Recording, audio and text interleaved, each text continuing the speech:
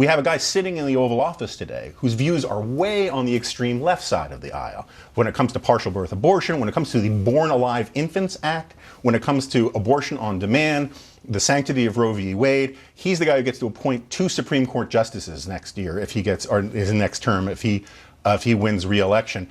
And the politics of abortion, as they discussed a little bit in the piece earlier, are not necessarily all that bad for Republicans. Abortion tends to help Republicans on the national level more than it hurts them. And I think some of that has been lost in this discussion. And what's remarkable is, unlike the other social issues like gay marriage, where the country inexorably moves left on this, if you look at the polls on abortion, they have actually become more pro-life.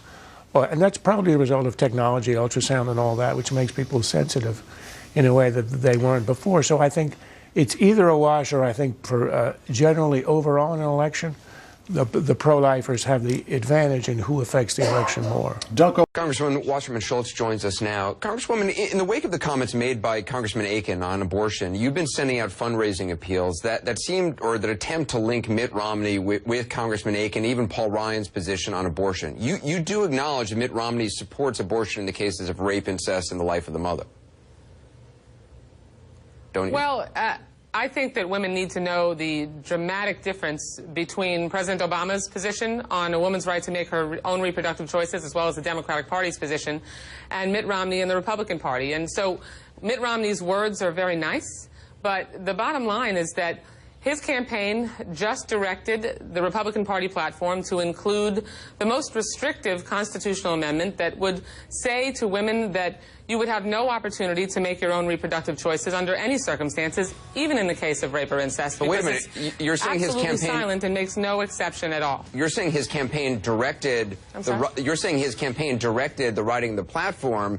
And that's the claim you make in your fundraising. That's the responsibility of a... But it's not. I mean, you're saying it was... That's the responsibility of a presidential campaign. But factually speaking, Mitt Romney did not design or direct the writing of the Republican Party platform. In particular, the language on abortion is virtually the same as it's been for years. Are you saying that he wrote in 2000, 2004, and 2008? Because it's the same language, and according to our reporters who were in the room as the platform was being discussed, people could suggest changes, and the Romney campaign did suggest changes to a few sections, but they didn't say anything about the abortion language. And you can fault them, as you did, for not pushing their position, but you can't say they designed the abortion section. Anderson, we definitely can say it, because even in the previous platform, Mitt Romney has embraced previous Republican Party platforms and embraced that language, and said he'd be delighted to support a constitutional amendment banning all abortion. He supported personhood amendments. I mean, there's no getting around. But he has also vocally for years policy. Sorry, I don't want to speak over you, but he has for years, you have to acknowledge, he has for years publicly said that he supports abortion in the case of rape, incest, and where the life of the mother is at stake. I can certainly acknowledge that he says that out loud, and I think it's very clear that Mitt Romney talks the talk, certainly doesn't walk the walk. He has fully embraced his party's platform that includes a constitutional amendment banning all forms of abortion, including with no exception for rape or incest. I guess I don't understand, though, why in a fundraising appeal you would, it seems, maybe accidentally, but you completely misquote the LA Times. You make it sound as if they're saying something that they're not saying, and you're using that as evidence to back up your position. Anderson, it doesn't matter any way you slice it. What matters, I mean, if you're misquoting the LA Times to say something they didn't say, you're saying it's proof of your position, and Anderson, it's actually not proof of your position. Email. The reason that we sent out that email, and that we will continue to send out emails and reach out to voters, is we want them to know the difference between the two parties and the two parties' candidates on a woman's right to make her own reproductive choices, and that Mitt Romney has a very extreme position on that issue. But just as you don't like being misquoted, I don't like being misquoted. I'm sure the LA Times doesn't like being misquoted to back up a position, your political position. I don't understand why you would need to do that. There is no getting around.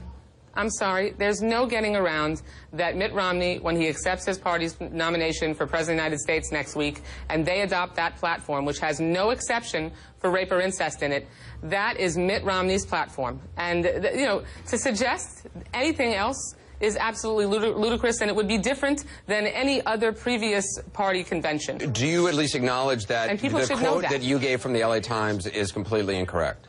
No, I don't acknowledge that. I know that's what you're saying, but well, what I can read it to you right now. That, I mean, what you said is, guess what? The LA Times reported yesterday that the platform what I'm saying, was... It doesn't matter. Well, I think what you say does matter. You're quoting the LA Times, and again, you've misquoted them. And to back up a position, I mean, if the point, Anderson, the point of the email, and there's no getting around that, and I would think you would agree that there's no way that a presidential candidate, a party's nominee, can separate themselves from that party's platform. There is no exception for rape or incest in the Human Life Amendment.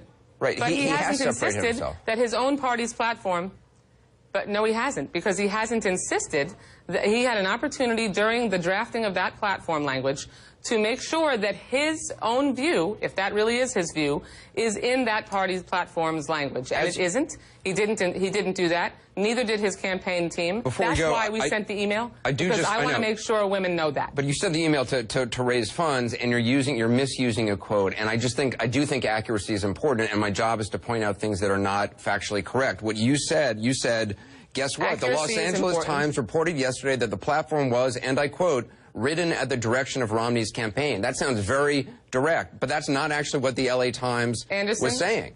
That's not what they actually said. The bottom line message?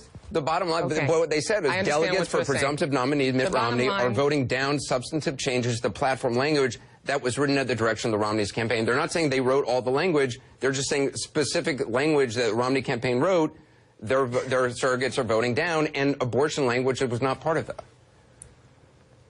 Anderson, the bottom line message of our email is that, A, women need to know the difference between the two parties and the two presidential candidates on a woman's right to make her own reproductive choices, and that Mitt Romney can say that he's for an exception for rape or incest. His party platform doesn't reflect that. He has previously fully embraced a human life amendment with no exception and said he'd be delighted to support it.